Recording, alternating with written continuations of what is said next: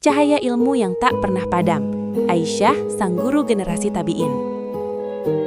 Setelah matahari kenabian wafat dan meninggalkan dunia ini, kota Madinah tidak lantas redup dari cahaya ilmu. Di sebuah bilik sederhana di samping makam Rasulullah SAW, hiduplah seorang wanita yang menjadi mercusuar bagi umat.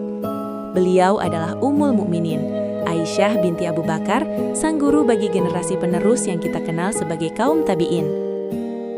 Bayangkanlah pemandangan di Masjid Nabawi kala itu. Para pemuda dari berbagai penjuru negeri Islam datang berbondong-bondong, menempuh perjalanan ribuan mil hanya untuk duduk di balik tabir kamar Aisyah. Mereka bukan hanya datang untuk mendengar cerita, mereka datang untuk menjemput kebenaran hukum, memahami rahasia wahyu dan mempelajari bagaimana sang Nabi SAW menjalani hidupnya di balik pintu rumahnya sendiri. Aisyah bukan sekadar menghafal hadis, beliau adalah seorang kritikus ilmu yang tajam.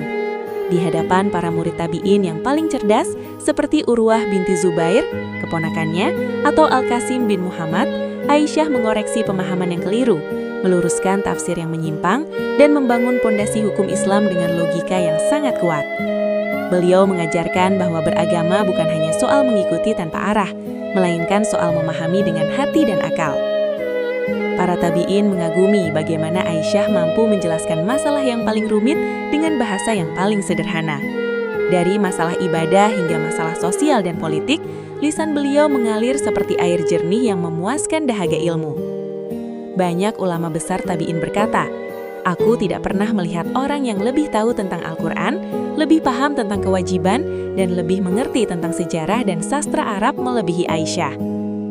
Warisan yang beliau tinggalkan kepada para tabi'in adalah sebuah revolusi intelektual. Beliau membuktikan bahwa dalam Islam, ilmu adalah milik siapa saja yang mau mencarinya. Melalui murid-muridnya, ilmu Aisyah tersebar ke seluruh dunia, menjadi kitab-kitab hadis yang kita baca hari ini dan menjadi pedoman yang kita ikuti di rumah-rumah kita. Hingga akhir hayatnya, bilik Aisyah tetap menjadi sekolah paling mulia. Beliau tidak meninggalkan harta, tidak pula kemewahan. Beliau meninggalkan generasi yang berilmu, yang mencintai kebenaran lebih dari segalanya. Aisyah binti Abu Bakar bukan hanya seorang istri tercinta.